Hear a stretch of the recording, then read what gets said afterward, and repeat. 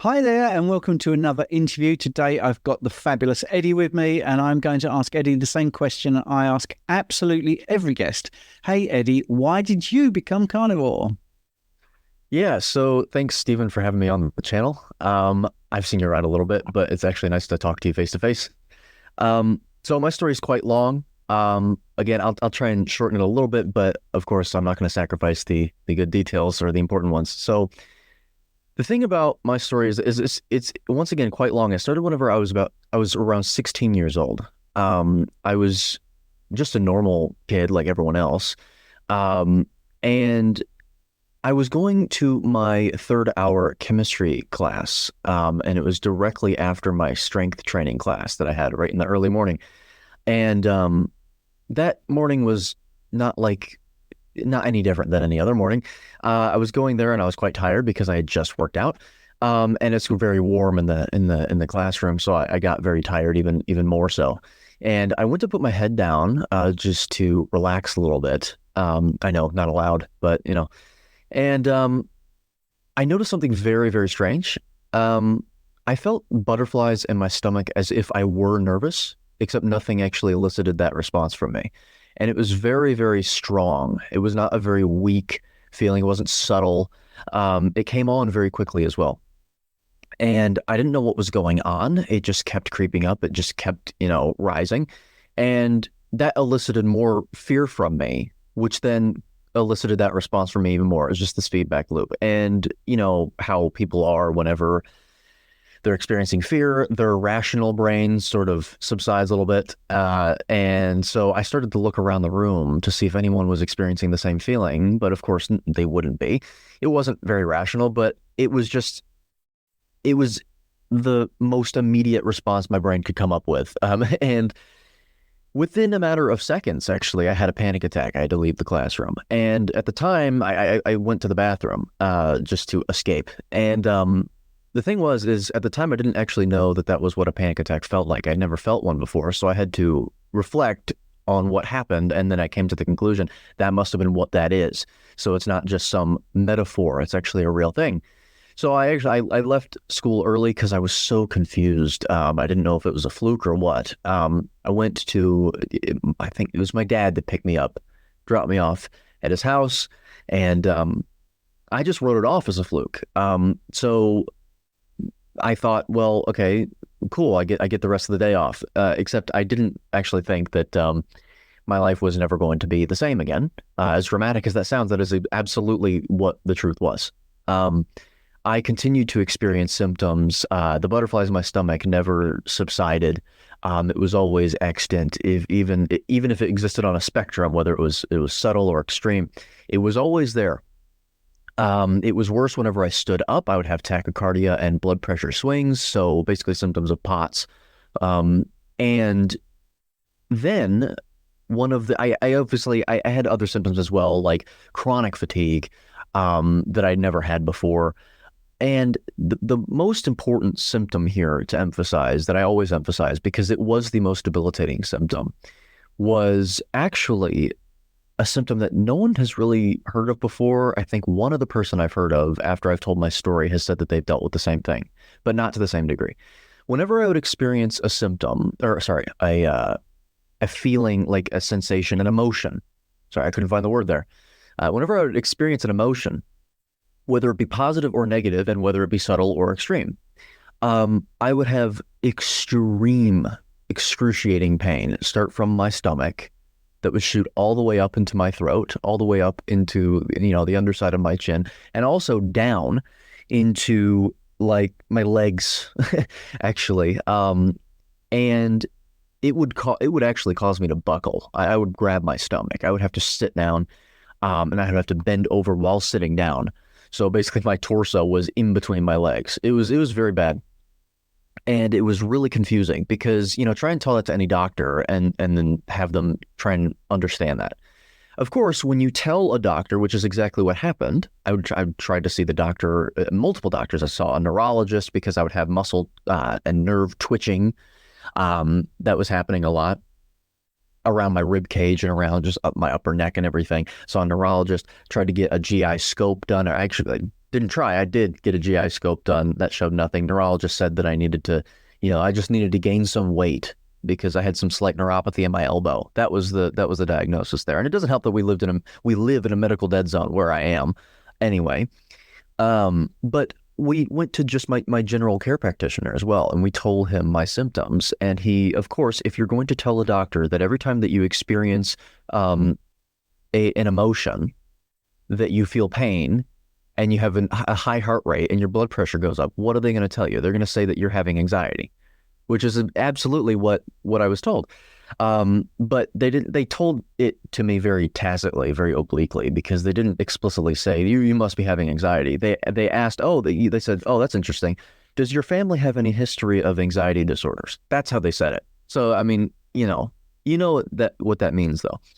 And anyway, at the time, nobody was going to help me. I had to take matters in my own hands. But given the fact that I was 16 years old, everything that I had been told about taking you're not told that your health is in your hands. You're not taught that. It's in other people's hands. And if it fails and they can't do anything about it, then you can't do anything about it. Well, I'm not someone to just lie down and take a beating, So I didn't leave matters in my own hands. However, given my complete bereftness of knowledge about health or anything, I didn't really know where to start. So I didn't delve into it immediately and 24/7 like I have today. It started with me just Googling, simple questions to no avail. But, I thought that I had come down with some sort of like hypocalcemia or something. I was just going down the rabbit hole. And nothing seemed to work, though, whenever I would supplement with the things that they said are the cures to whatever ailments I believed that I had. Nothing would work. So I was just missing school for weeks on end. I would attend a day or two a week. I was split custody between my father and my mother, though. So whenever I would go to my mom's, I had a stepdad there as well at the time. They didn't believe me as much. They did think that it was anxiety, just out of the blue anxiety that I'd never had until I was 16. And it didn't slowly creep up. It was immediately I had a panic attack without knowing what the reason was. And now I'm having excruciating pain that is preventing me from going to school. Well, they still said it was primarily my stepfather that said that it was anxiety. And that he had dealt with this stuff before. That was a good one. And it was all this normal stuff. So I was basically gaslit by parts of my own family. My dad was the only one at the time that really knew that wasn't what was going on, because I had never had a history of that, and that didn't really make any sense. He knew how I thought. We got along really, really well. We talked more than I talked to any other family member, so he knew that must not have been what was going on. So he was allowing me to stay home from school. It was harder to do that whenever I was with my mom on Thursdays and Fridays. So that was a problem. So yes, I would attend somewhat, but I would not usually be attending at my dad's. I couldn't get up from bed. I couldn't do normal things. I would have to keel over and walk to the bathroom to even, enter the bathroom. I couldn't walk normally. So anyway, as this continues, we get to about, it keeps getting worse and worse and worse until about 2020, when the pandemic started. I didn't have a job because I wouldn't dare try and work with the condition that I had, whatever was going on. Well, I was given an ultimatum. At the time, I was being looked at like I was lazy by many people because I wasn't working, but I was able to laugh and whatever and talk to people normally if I was sitting down or keeled over or whatever. So, of course, if that's the case, and also if nothing is externally wrong with me that people can actually perceive, then nothing must be wrong with me then. That's the logic people were operating under. So I was given an ultimatum during the pandemic when everything was shut down. I was told that if I don't get a job, I will have everything taken away from me. Is that fair? No, it's not, but that's what I was told. So I applied to many places that were actually still open. So not many places, actually. But one of the places was Walmart, because many of the corporations were still open because people still have to do grocery shopping. And so I was immediately given, I was accepted. And so I started a job at Walmart, but a lot of people may think that that's a sinecure. It's just some sort of job that you can just stand there and get paid. Depending on your position there, that is the case. But I got a position in the warehouse aspect of Walmart, and that's pretty, at least from my perspective, as someone that is absolutely debilitated, it was relentless.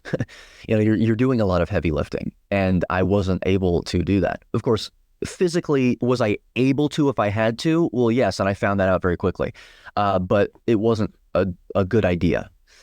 And so during that time, it was in April of 2020, I got that job, and I worked there for an entire year, actually. And the entire time that I was there, I was just running myself into the dirt. My symptoms were getting worse. My tachycardia was getting worse. My homeostatic heart rate standing was probably around 120 to 130 every single day, 24/7. Now, I still think to this day, I'm like, is the damage that my arteries sustained from that healed? Because I have no idea. But, I hope so. But then I decided I needed a different job for many reasons, but one of which is I can't do all this stuff. So I tried to find an even easier job, which Target seemed to be the one. So I started working at Target, and it was easier. But at that point, the damage had already been done. So I was still continuing to do myself further damage, from even walking around. I could tell my symptoms were getting worse and worse and worse. Now, to take a slight break from this, I will say that right around this time, I started to think, why did it take me this long? I have no idea. But I started to think, well, maybe diet has a role to play in all this.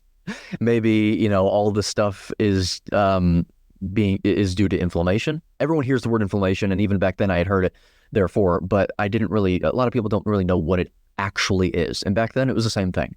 You hear about what inflammation is, but you don't really know what it is. You just hear the word touted, thrown around. But it's a bad thing, right? And then you hear about all these things that are inflammatory or potentially inflammatory, and it's everything. So again, didn't really have anywhere to go. But I did start to, I found one of these coteries, and I was listening to a lot of what they had to say, and I came across Dr. Stephen Gundry after having been sort of more plant-based, because that's what you're told is healthy, for a while, with to no avail.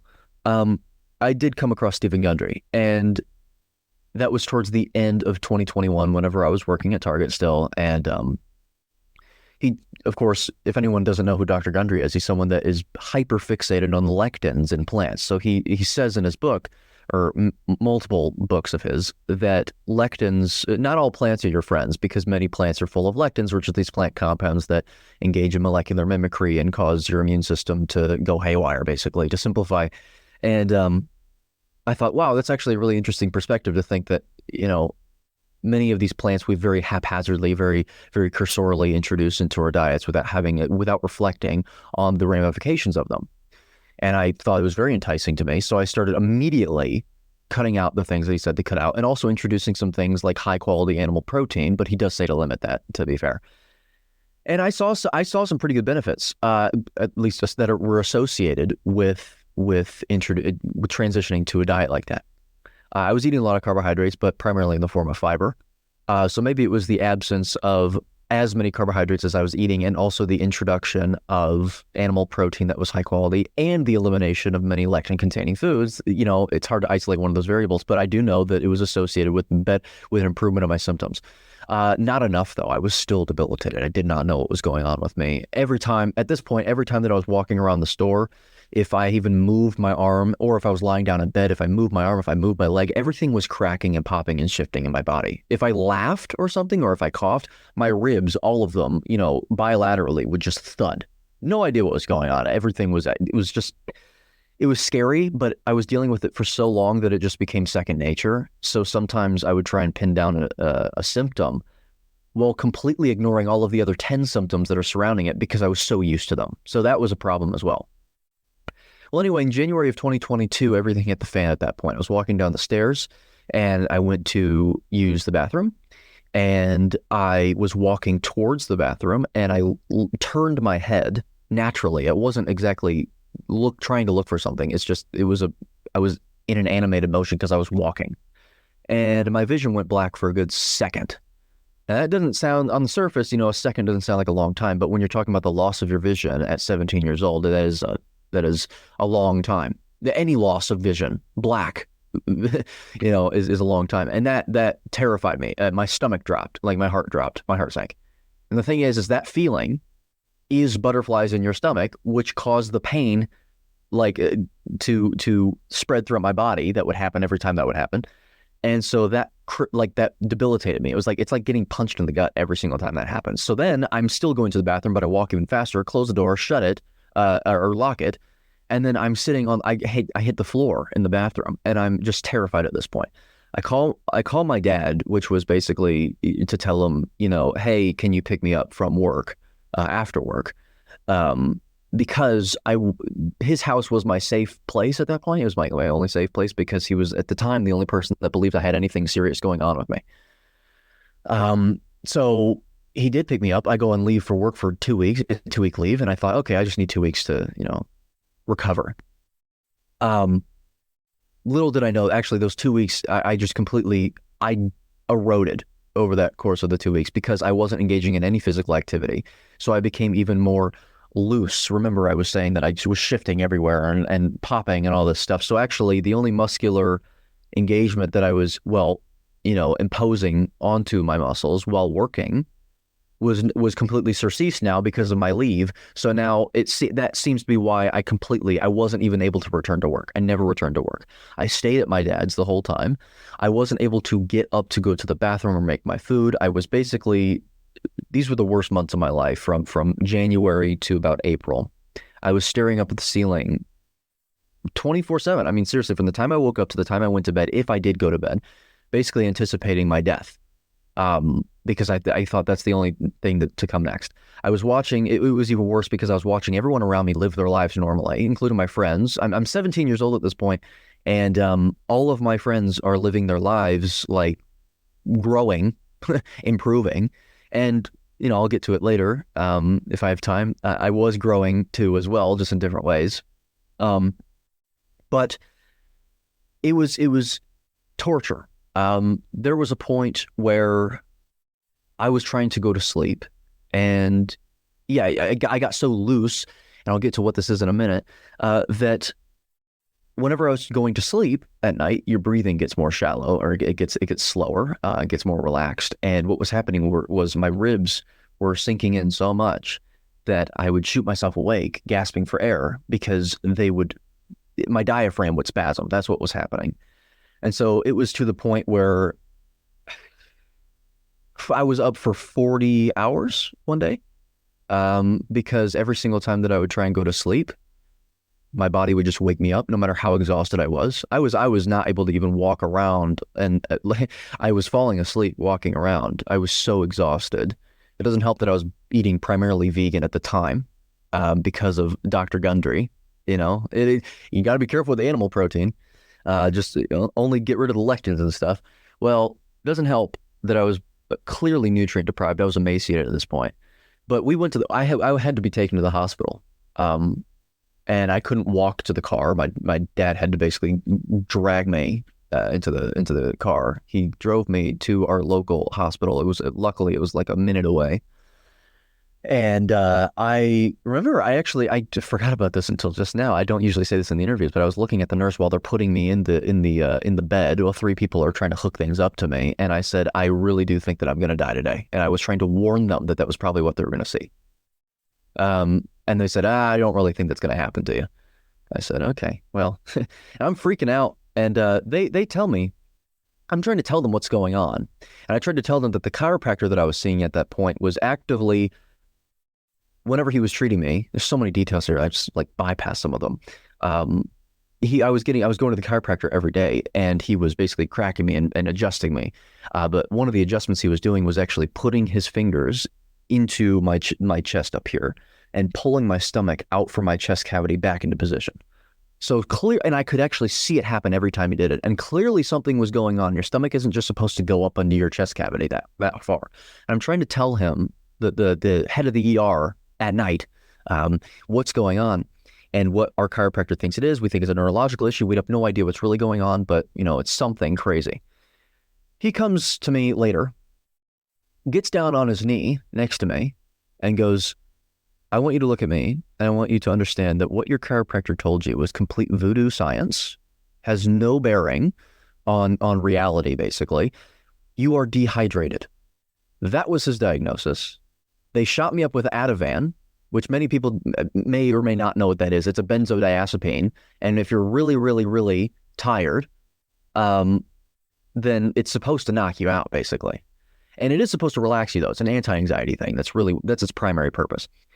Well, I was sent home after being shot up with Ativan and electrolytes and all that stuff, feeling better, sort of. And then I went to sleep, but I barely went to sleep, even after 40 hours of no sleep and being shot up with Ativan and given electrolytes, because my ribs were I was still basically gasping for air. Eventually, I did go to sleep. And then here is where I really realized, okay, I need to do like a lot of research here. Like, I mean, because my life is really about, like, it was about to end, and we now know that, but I'll get to that.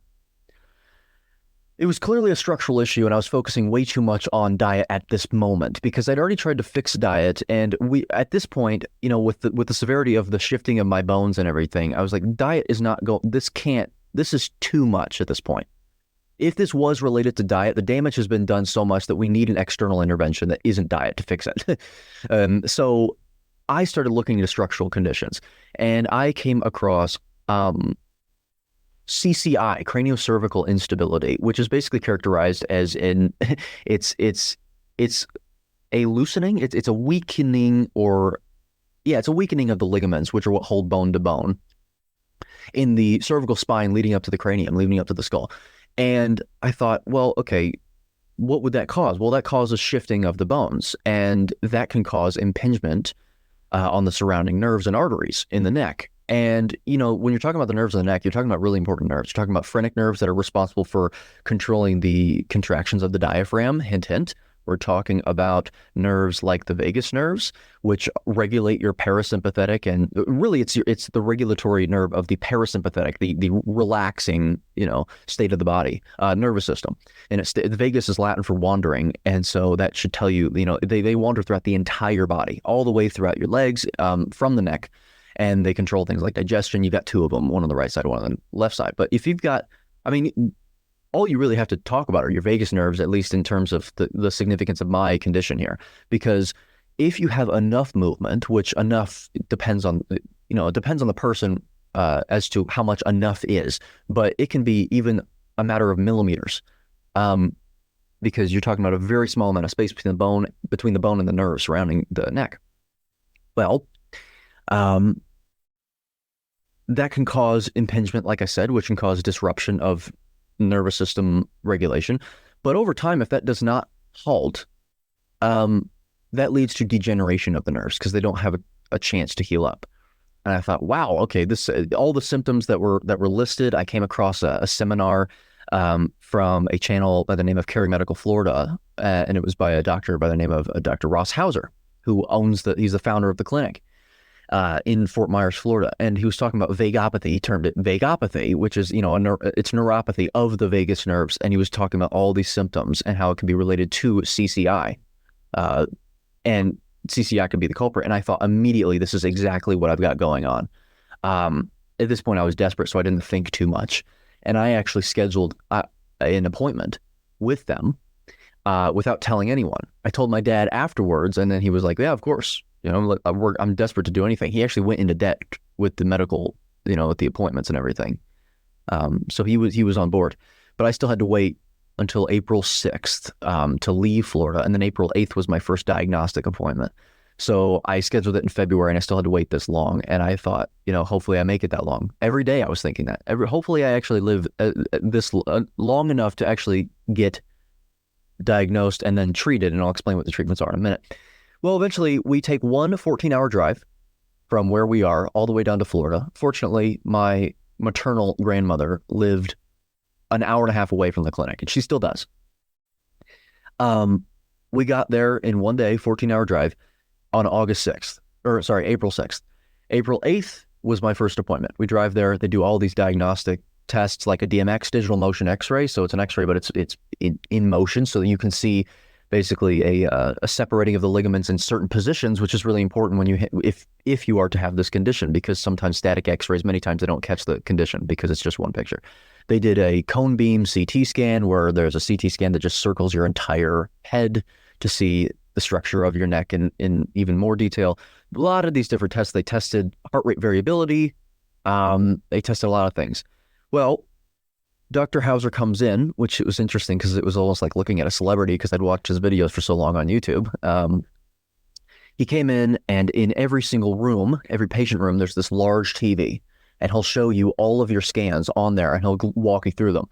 And a lot of times you don't really know what it means too much, and he knows that. So he actually was telling us all of this, and many of the things were going over our head. But he said, well, basically to put this into perspective, and he said this word for word. He said, if you had come any later, you were on your way for something catastrophic. And I mean, I wasn't ignorant enough to not realize that what that actually meant in doctor language. He meant exactly what it sounds like he meant.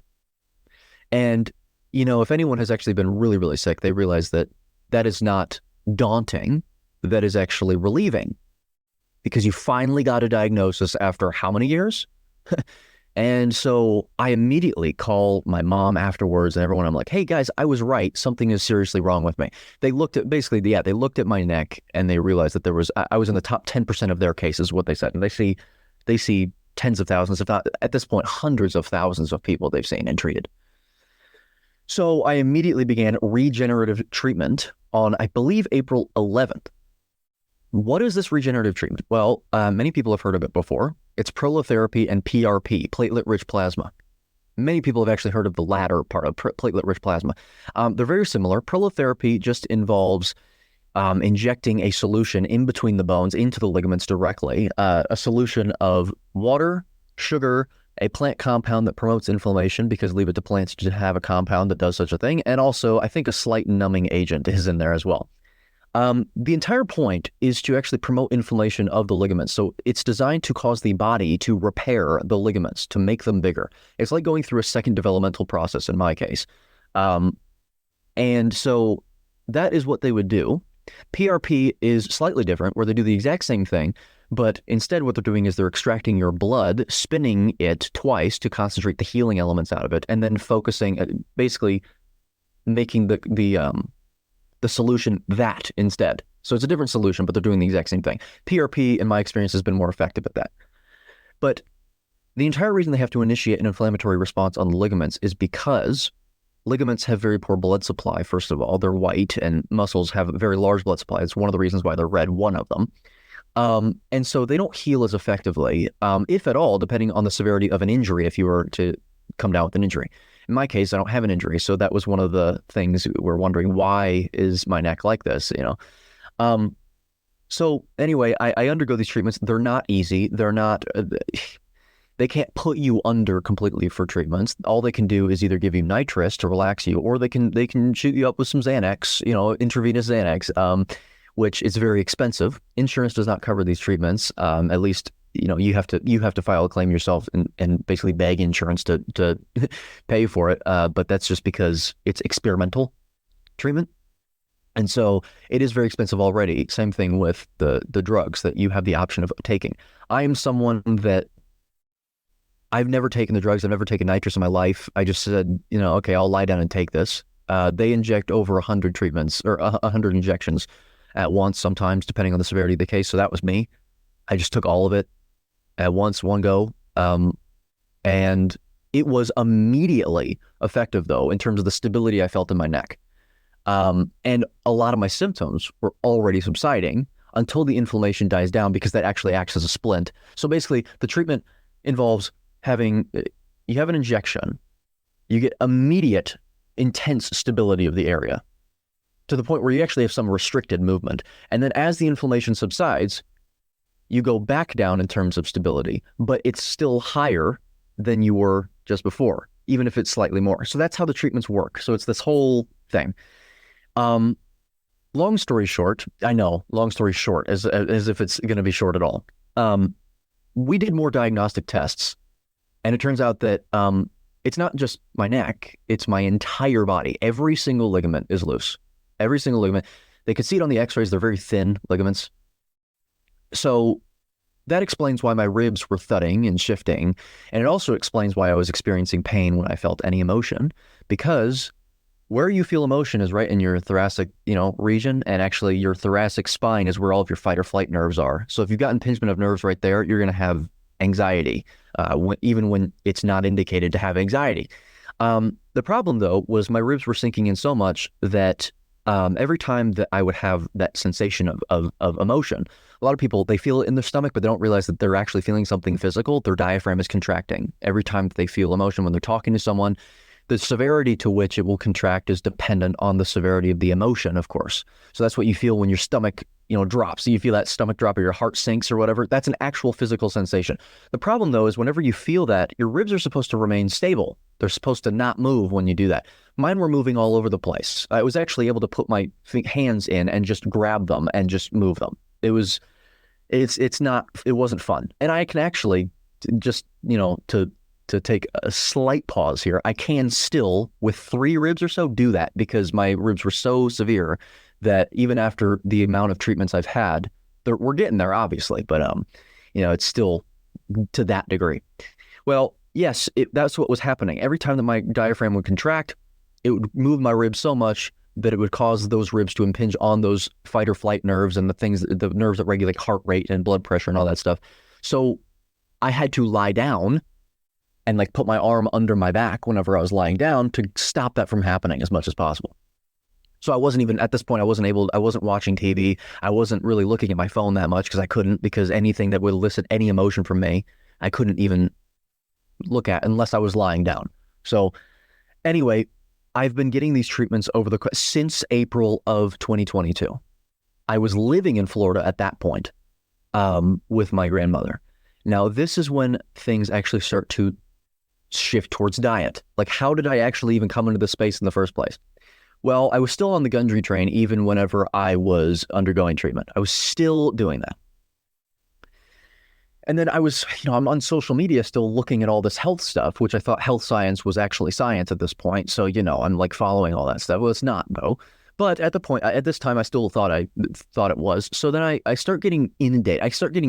I think inundated is probably the wrong word. I became more exposed to Dave Asprey. Many people have heard of Dave Asprey in this space, who calls himself the father of biohacking. Whether that's true or not, I have no idea. But that's what he calls himself. Dave was, at this point, also sort of on the Gundry train with the awareness of lectins, but also oxalic acid. And also, he emphasized more animal protein. At this point, I thought, well, that's probably a good idea anyway, even if Dr. Gundry is right, because I'm undergoing intense treatments that are involving the rebuilding of my structures of my body. I should probably eat more meat anyway. So I started eating more grass-fed ground beef, pastured eggs. I was probably having 4 a day and then 1 pound of beef a day. Of course, draining the fat, making sure to drain the fat, because, of course, that's the bad stuff. But I was eating a lot of carbs and fiber at the time, too. I was eating a lot of cassava root. I was having an entire cassava root every single day with 2 sweet potatoes every day as well. Avocado a day, had an onion. I stir fry all the time with broccoli and all my cruciferous vegetables while eating all of the meat. So I guess you could say that's an improvement, but it's not very apparent yet. Then at the time I was already seeing a lot of Paul Saladino, and I wrote him off immediately. I thought, this is ridiculous. I mean, first of all, we know that fruit, with all the fructose and the sugar, that's toxic, okay? We're not designed to eat fruit like that. And also, let alone all year round. But also, I was also against all the meat he was eating because of what I had been taught as well. I thought his diet was atrocious. And then I heard more of him talking because at this point, I'm not someone to just write people off just because, I wrote him off in terms of me not wanting to adopt the diet and thinking that it was silly to do so. However, I still listened to what they had to say, almost going in to laugh at them in a way, oh, this will be great. Let's see what they have to say. Except it became more and more enticing to me. Well, again, long story short, if I could even say that at this point, Paul Saladino beguiled me into his diet. And I did it for about a month. And that was the time, at that point, it was the only time that after I ate food, I actually I had the meat sweats, which are, it's not the meat sweats now I know, but it's what people colloquially deem the meat sweats. Meat and fruit, I would eat that. I'd break into a sweat. My face would be red. My pulse rate and blood pressure would go up. And it was the only time, every single time, invariably after I ate, that I would have that happen. So I did that for, once again, I did that for about a month. And then on August 14th of 2022, I'll never forget this because I do remember dates a lot for some reason. I came across Bart Kay online on YouTube. The reason for that I now know is because he had just recently restarted his channel. He had deleted all of his videos and he had basically effectively restarted it. And maybe YouTube recognized that because I had never seen him before. And at the time he had a very small following. I mean, 30,000 subscribers compared to the people I was watching was really small. And I thought the thumbnail was him critiquing a video of Paul's that I had watched the previous day. So I'm already like, I'm a Paul Saladino, fan at this point. So I go, okay, this will be interesting. And it was about Paul talking about the Randall cycle. So I'm listening to Bart talk about this and I could not stand Bart. I was like, really? This is the guy we're dealing with right now? Like, seriously? And it's just, I could not, I was pausing the video to be like, what are you talking about? Like, what is this guy talking? And then I hear I look at the bottom of the screen and it says physiologist, nutritionist, and then something else. Like he puts his stuff at the bottom of the screen. And I go, is that a joke? Because right now he's not even, he's wearing like a robe or something with a cup of coffee in his hand. And I'm like, that can't be right. Well, the more, yeah. The more I listen to him, the more I'm listening to him, I'm like, okay, so this guy clearly knows at least something because the words he was saying, some of the stuff that he was talking about, the mechanisms, I was going, there's no way that a layperson could understand what he's saying right now because I didn't understand what he was saying. And I'd like to think that I knew more about this stuff than like the people that I surrounded myself with because they didn't know what I was saying at the time either. So I'm going, okay. So I watched the whole video though. And I said, okay, well, this is interesting. Then I watched another one about Thomas DeLauer. I go, okay, this is really... So then I remember sending this stuff to my dad, who at this point was listening to everything I had to say about diet as well, because he had seen improvement with everything at this point. And I said, okay, take a look at this, because this guy seems to know what he's talking about. And then from that point on, I discovered more about him, and I discovered he had previous lectures that he had moved over to Odyssey or, whatever. And I was like, okay, let's watch these. At the point, I'm completely debilitated. All I'm doing at this point is just waiting for my next treatment. Yes, I'm living in Florida, my grandma's house, but I'm living in one room, and I'm not able to do anything. I am, once again, staring up at the ceiling from the time I wake up to the time I go to bed. At this point, not anticipating my death, but I am like bored out of my mind. And also, I am in more pain than I've ever been in my life because the treatments are not easy and the healing isn't easy. Things have to get worse before they get better, sort of thing. Well, at this point, I just start studying. I would watch I watched a pH lecture from Bart, and I was typing out an entire research paper on this stuff. I was just pausing, writing the papers out, pausing, writing the papers out, and then I'll go to the next one, and the next one, and the next one. And then I was looking at other lectures from other people online as well and doing the same thing. And eventually I was doing this thing where I was putting the superscripts after every sentence, just writing I was like, here's the citation. And I was sending to all my friends and family, my friends being people that, are like 20 years old at this point, 19, 20. They don't care about this stuff at all. They don't have to care about anything. They're very carefree. But I'm still sending it to them. I'm like, hey, you should probably look at this. I'm sending them to my family. I'm talking to my family about it. And I'm like, dude, you should probably look at this. And I do this for months and months and months until eventually I'm talking to one of my friends who's now my girlfriend at this point. It's funny how everything comes full circle. I was laughing. I was like, I could probably write a book with all the stuff that I have. Like, I could probably write a book with all the information I have. And she laughs, and I laugh too, because I was joking. But, I thought it was funny because I in my brain, the way I think, it's almost like I take everything as a challenge now. Especially at this point in my life, I took everything as a challenge because I faced the biggest challenge that I've ever faced in my life. I was like, you know what? We're laughing about it. Hold on a minute. And I, that night, went into my grandma's office, and I went to her extremely old iMac, like the really thick, monitor and everything like that. And I opened the really antiquated, like Word style document that they have. And I wrote my prologue to my book, Contraindicated, that I have out today. I wrote it that night. And actually, if people have read my book or are deciding to read my book, when or if they already have read the prologue, that is very, very, very, very, it's basically identical to the prologue I wrote that night. I wrote it in one night, and then I sent a picture to her, and I said, look, and she goes, oh my God, you're actually writing a book right now. I said, yeah, I'll do it. Because I had all the citations put together. I learned it all from a professor emeritus that knows this stuff. I was like, you know what? Even if I have to put in the book, even just for my own moral reasons, like this is not my information. I have just aggregated the information. Here it is in one compendium. I will do that. I just need to get the message out there because of everything that I've learned. So yes, even though my condition wasn't directly related to diet per se, and we can talk about that later as to why maybe it actually is, it brought me into the health space, which got me to learn about diet. And then here I am. So I wrote the book. And then I started watching Bart religiously because I thought, wow, this is the person. Like I don't care about the religious tribes. I don't care about the food religion tribes, basically all these tribal areas of food and all this stuff and diet. I just care about objective truth, and Bart seemed to be the purveyor of that at the time that I could actually see. And so I watched him all the time, and I liked his abrasive, no nonsense nature because all you see in the health space is nonsense and a bunch of glib rhetoric and all this stuff. And I just didn't like it. So I eventually, my grandma asked me, she goes, what are you watching? And I go, you won't like him. Like, you won't like what he has to say. And she goes, no, turn it on, put it on the TV. So I put him on the TV and I'm cringing before he even starts talking. And she loves it. She's laughing. She likes it. And I'm like, oh, really? Okay. And she's completely turning her ideas around about diet and all that stuff. But the more she watched it, she goes, you know, Eddie, I hear you talk about this stuff a lot. You could probably do exactly what he does. And I said, no, I couldn't. Like to do something extemporaneously, like impromptu like that with the limited knowledge I have, like, no, there's no way. She goes, well, you don't have limited knowledge, first of all, but also every time you talk to me, it's extemporaneous. Like every time you talk to me about this stuff, it's extemporaneous. So I am like, okay, I mean, I really hope that you're not like just being overly unctuous and just blowing smoke on my ass, right? Well, I go to my room that night or one of those nights and I talk to my dad about it, who's also like the no nonsense person. I said, I was expecting him to be like, yeah, no, don't let. Well, I said that to him and he goes, oh yeah, she's totally right. You absolutely could do that. And he goes, you know what? I actually have so much faith that you actually could do that.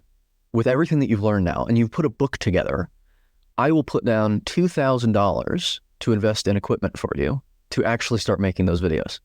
And he said, it's a business investment. I mean, even if it takes 10 years, I'd like to have the $2,000 paid back. I've gone into debt, you know, paying for your medical bills and all that stuff. And I was like, yeah. And he goes, but I will do that. And I said, okay.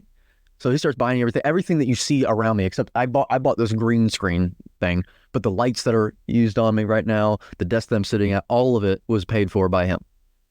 And I said, okay, well, whenever I get back from Florida, I'll start practicing. For 6 months, I wanted to perfect it before I started uploading videos. For 6 months, I was practicing my video uploading, my video editing. I was trying to find the best program, trying to find the best approach in front of the camera. So I made a bunch of demo videos, and many of those are uploaded on my Patreon now today. They're under the antiquated video section.